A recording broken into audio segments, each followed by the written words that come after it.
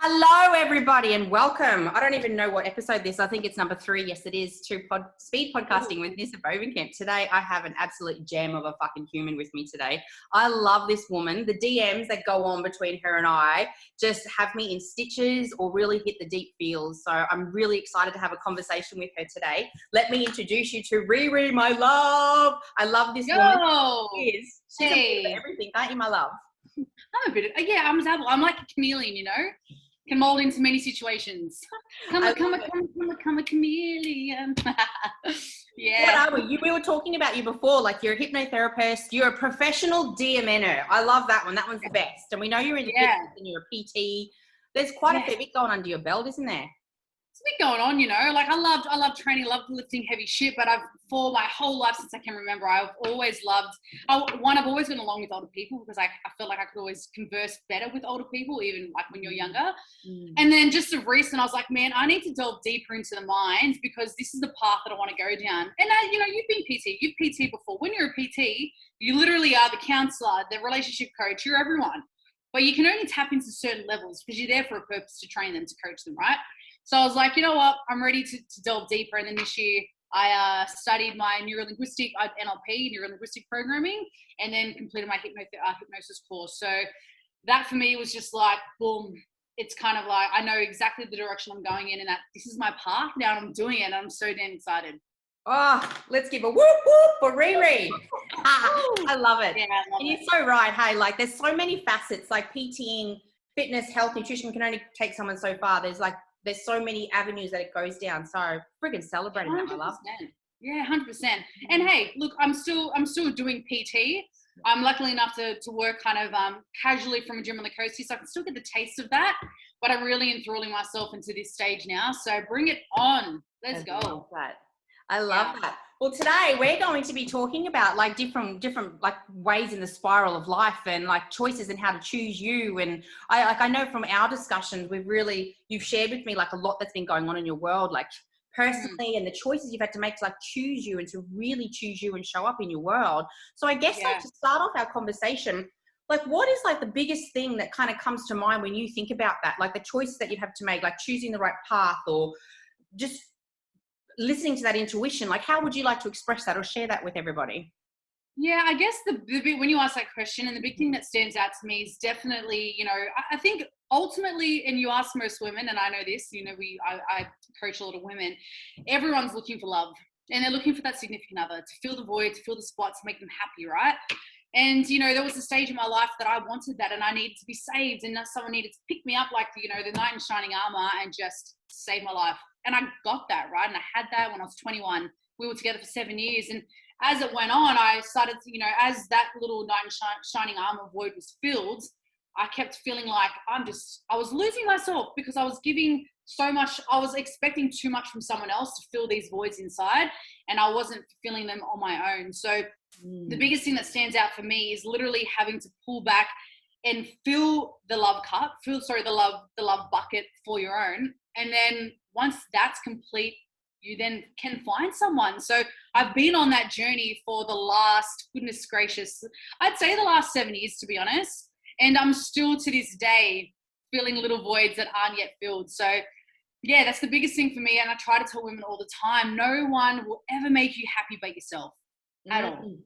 I love that. So like kind of continuing on with that question, that this sort of topic, how would you, like, what is a piece of advice or what is a tool or a protocol or a way to listen to your intuition, or like what advice would you give a woman who is like, or a man, a person, a dog, a tree, whatever, who is kind of on that. For you, kind of what was a big pivotal moment, or what is a big pivotal moment that you've like been able to help other people in really kind of understanding that, like, oh my God, I'm actually not filling up my love cup, or I'm looking externally too much to fill up that love bucket. I love how you refer to it as that. Yeah, I always called it my inner flame because I feel like, you know, I'm a fire sign, so I internally thought I had this. You're a fiery fucking human. You are fiery human. 100%, you know. And look, most people know me as the raw, right? And that's what I've been carrying, that energy this whole time. So yeah, when I was my ex, the inner flame was out. So for me, it was like, I just need to do whatever ignites this flame. And at the time it was going out and experiencing life, traveling, having fun on my own, doing just things that I was like, I used to get a lot of social anxiety. So doing things that made me feel uncomfortable to be comfortable. And that kind of started igniting my flame. And I was like, yes, boom, boom, boom. But I had a massive realization only a couple of weeks ago that I have to actually stop moving in this rah, and I actually have to pull back and ground myself for this next stage. So yeah, that was a kind of roundabout answer to your question, but it literally is just doing things that set your soul on fire, that you feel great, that doesn't incorporate, and it may very well incorporate a friend or someone else, but I always say generally it's something that you're doing on your own. Whatever it is, we all have our own loves, likes and dislikes, right? So whatever makes you feel good, and learning from that. A big thing for me that I've noticed as well is a lot of people, I don't know if you've heard of cause and effect, I'm sure you have. You've got a cause and you've got an effect. A lot of people live in effects, right? So they're like, oh, and they're blaming everyone else. And I'm like, for me, the biggest thing that I've had to realize is living in my own cause. If you're causing a moment, things you just have control. When you're constantly living in effects, you just lose yourself. And it happens so damn often that people are just rolling around in effects and blaming the world instead of actually looking internally into themselves. So yeah, big thing for me. That's so powerful. And I love how you put that, like that flame, whatever lights your flame up. I really love that, because it's so easy to get caught up in the whole, oh, I'm really loving this guy. He's so beautiful. And I feel so happy. And oh my God, this job. And I just bought this new, whatever the fuck this is, this poncho. Yeah. Like they're all external things, aren't they? So it's like whatever lights that internal flame in you. That's beautiful. Yeah. And because a lot of people love to have something they can physically hold, touch, see, smell. And it's like, cool, they make sense of it, but it's like they can't see what's going on in here. So most people won't want to fix what's going on in there because they can't see it. And this is why it does take time, reflection, being alone, just meditating, whatever it is, to really find that and ignite that. And yeah, you can definitely ignite that through doing things and activities, but I feel like it's very short-lived, especially when you just back to like, oh, cool, that just tipped the surface and now I'm back to feeling shit. You know what I mean? So it is really just getting that internal work done, which has been hard these last few years, but it's fucking great. It's actually been a real fun watching you. Like I think back a few years ago when we first met, I used to love watching like your stories and your traveling. I think there was one time you were over in like Mexico or something, and like, you by the pool and you'd made friends with the bartender and he's bringing you drinks, and like I thoroughly lived my party life through you these last few years. However, all the other facets to you, like how you've navigated things through the COVID shutdown and everything, like I've thoroughly got a lot of pleasure in watching you just pivot and change and grow and expand. And I really love that. And I love that you're actually tapping into being able to help other women and men do the same thing. It's really beautiful. I think the biggest standout for me, and what I've always, what I really pride myself on, is I don't sit in my shit and cry. If there's a situation, everyone was in COVID, right? So, when COVID struck last year, for example, I left when I broke up with my ex. I had more money in my bank account than I've ever had in my entire life. When I met him, I was far in debt, right? And we worked, we built houses very hard as a unity together. So when we broke up, and we're very amicable now, by the way, I had money, and I was like, fuck yeah. I was like, look, I don't want a house. I just want to go and explore and live this life. And I did. And then come COVID last year, start of COVID, I had no money in my savings. I had $0. Money's always been an anxiety thing for me. Like, I used to, have savings. And when it gets to that point, like, I'm not letting it go past here. And then next minute you're like, he's fine.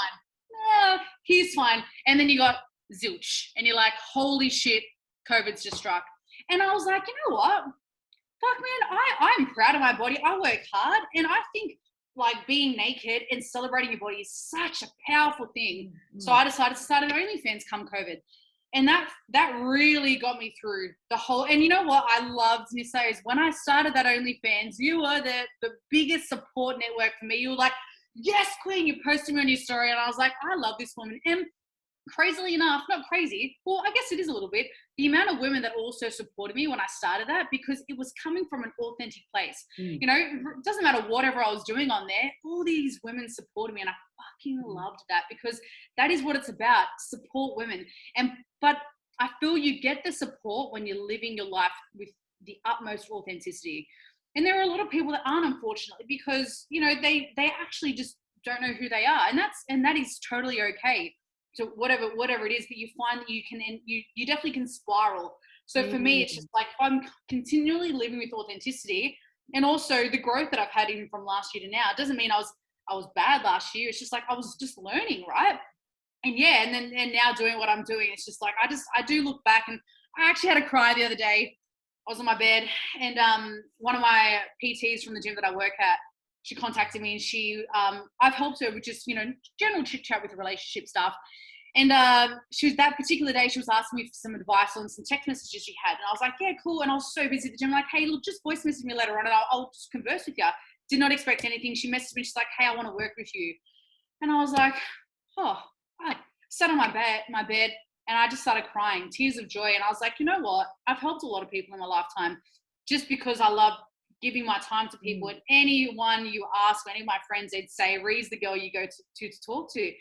And I thought, holy shit, I'm actually now, you know, getting paid for what I am really good at. And now I definitely have many more tools that I've had before, but it's such a beautiful moment. And the process of my life has just been, and I can say it's just been beautiful, crazy and beautiful, you know.